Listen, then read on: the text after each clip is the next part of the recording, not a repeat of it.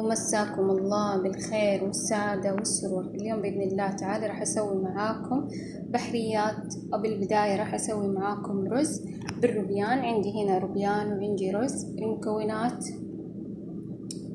وعندي هنا شبت، وكمان عندي بصل وتوم فرمته ناعم، ومعاه فلفل أخضر حار، وعندي هنا كمان عصير ليمون موجود مع الشبت، وكمان عندي هنا إبهار سمك. وراح ممكن أستخدم بودرة البصل والثوم الموجودة، وهنا عندي بطارخ راح نستخدمها ونقليها مع بعض. راح نبدأ بالبداية بالرز، وراح نبدأ بسم الله. في البداية زي ما انتم شايفين راح أضيف البصل،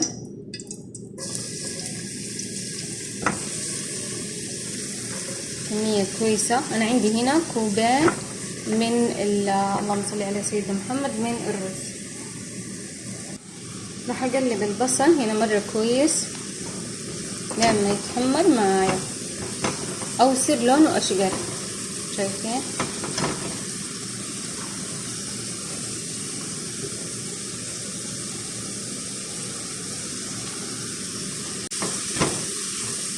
طبعا ممكن أنا استخدمت هنا زيت زيتون وزبدة. ممكن انتوا تستخدموا زيت جوز الهند، زيت قلي، سمنة، كل واحدة حسب ما تستخدموا حسب ما هي حابة. الحين أول ما بدأ يتحمر معايا البصل زي ما انتوا شايفين راح أضيف توم كمية كويسة عشان هو اللي راح يعطينا النكهة. وبعد كده بقلب مرة تمام.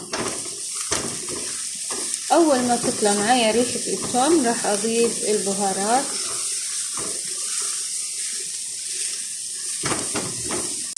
يعني راح تاخد معايا بس دقايق. بعد كده راح أضيف البهار.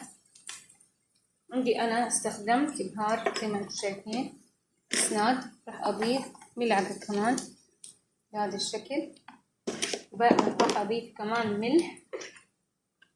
ممكن اللي حابين يضيفوا إبهار كاري. أنا راح أضيف بس هذا بهار السمك. وراح نضيف كمان الشبت.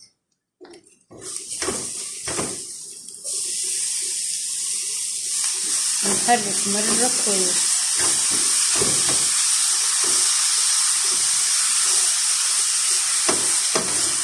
دحين راح أضيف عصير الليمون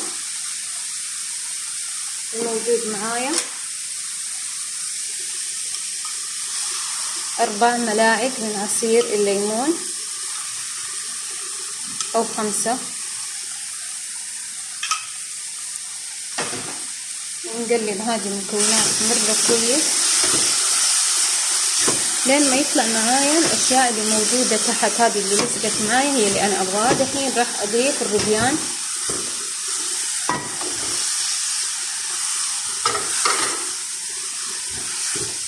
أول ما يتغير لون الروبيان راح أضيف الرز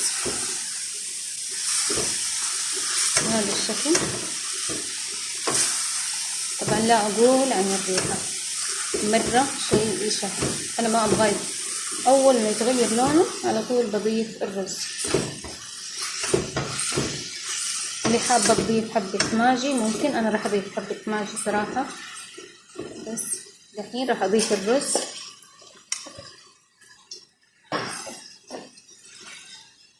وأقلبه مرة كويس.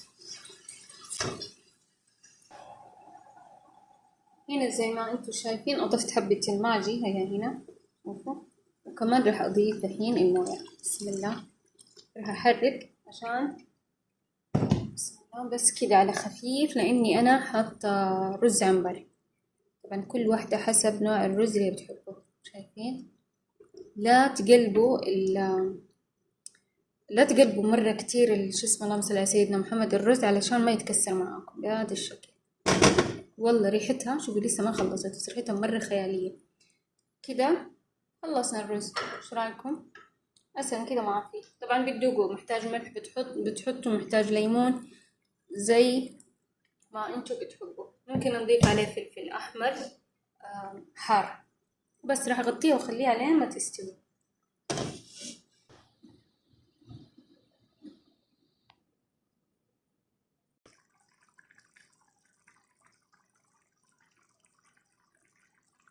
راح نبدأ نسوي البطرخ. طبعا راح اقليه قلي بالزيت. المكونات عندي زي ما قلت لكم بودرة بصل وبودرة ثوم، وكمان عندي هنا ابهار السمك، وعندي ثوم، وعندي البطرخ، وعندي كمان الدقيق. وبس هذه هي المكونات. راح نبدأ دحين حبة حبة. في البداية راح اخذ حبات البطرخ عشان نبهرها مرة كويس في الصينية. طبعا انا بسويها مشوية او مقلية بهذا الشكل عشان تكون اسهل علي.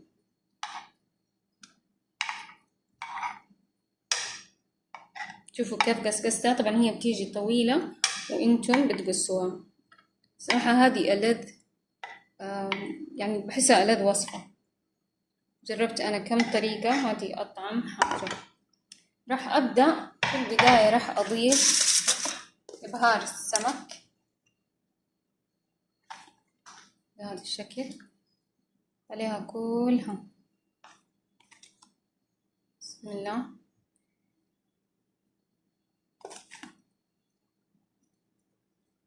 ناخذ الثوم، راح أضيفه على الليمون. أضفت الثوم على الليمون بهذا الشكل، شايفين؟ نبدأ نرش.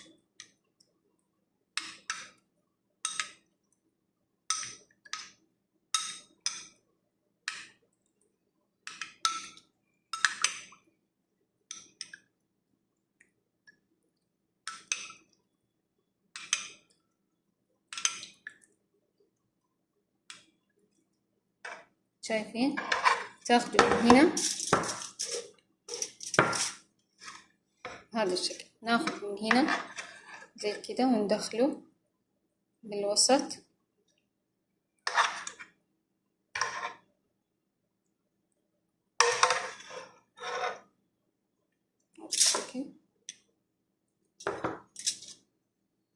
شايفين؟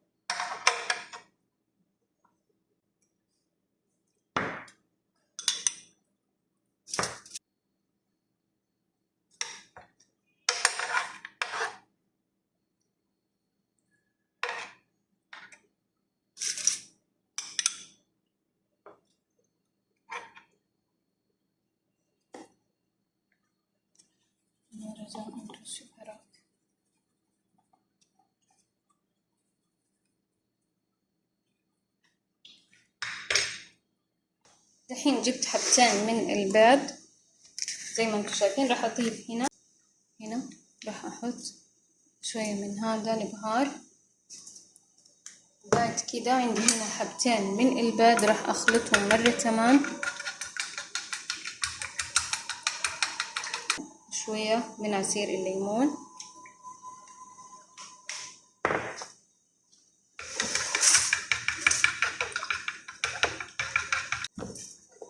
باخد هذا الخليط بسويه زي كده.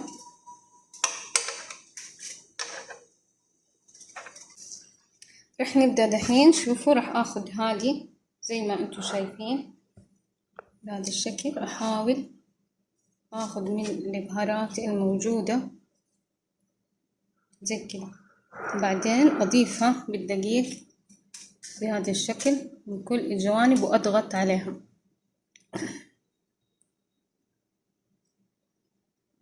بعدين ارجع احطها بالبيض، بعدين ارجع احطها مرة تانية بالدقيق.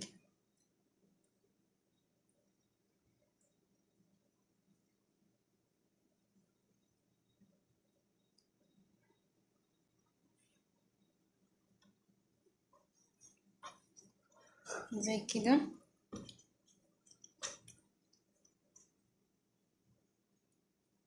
شايفين؟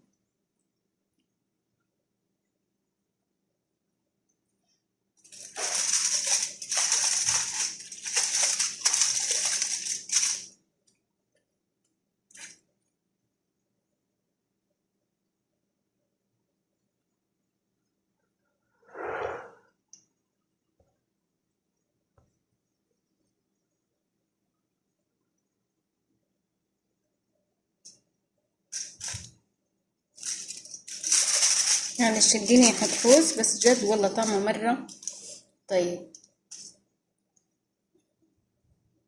بهذا الشكل نرفعها على جنب.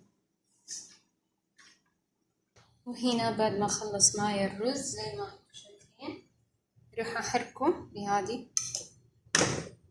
او بالملعقة الخشب الصغيرة اللي اول وريتكم اياها. شايفين الريحة ولا اشهى، ما شاء الله تبارك الله، مرة شي لذيذ. كده خلص الرز، مرة سهل. طبعا لو حسيتوا انه يبغاله زيت او اي شيء ممكن تضيفوا عليه، وبس كده خلص رزنا. دحين راح اضيف زيت على النار، راح اضيف كمية كويسة من الزيت. بسم الله. انا اضفت زيت زيتون، انتوا عادي ممكن تضيفوا زيت قلي، ما في اي مشكلة.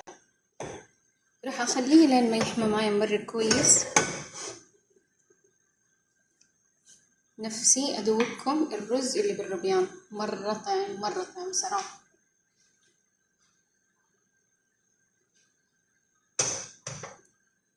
بعد الكافيار او بعد السمك او البطرخ، كل ناس حسب ما هي بتسوي. هذا الشكل. بسم الله. شايفين؟ نبدأ نضيف الحبات.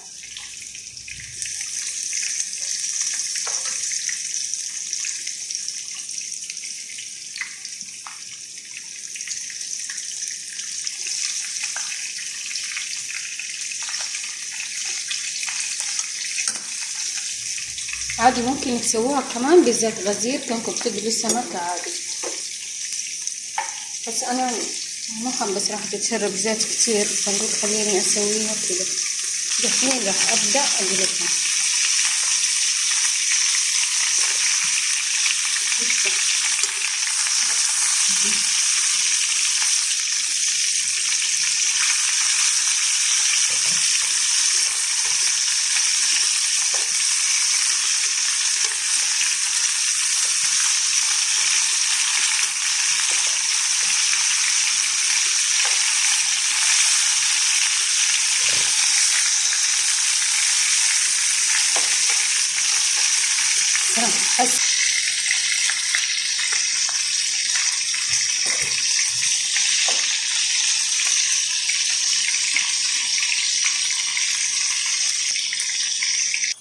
شوفوا أنا أبغاها توصل إلى هذا اللون، شايفين؟ بعد كده راح أرفعها، يعني كده كله تمام كويس. راح نسوي كده على كل الاتجاهات، نبدأ نحمرها. لو كانت بزيت غزير صراحة مرة أفضل، لأني أنا سويتها قبل كده بزيت غزير، أو يمكن أريح بالعربي يعني. المهم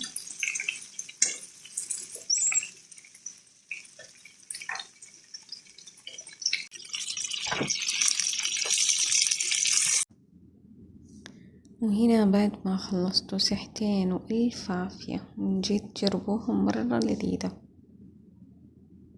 البطارخ مرة صراحة طريقة مرة لذيذة، راح تعجبكم إن شاء الله.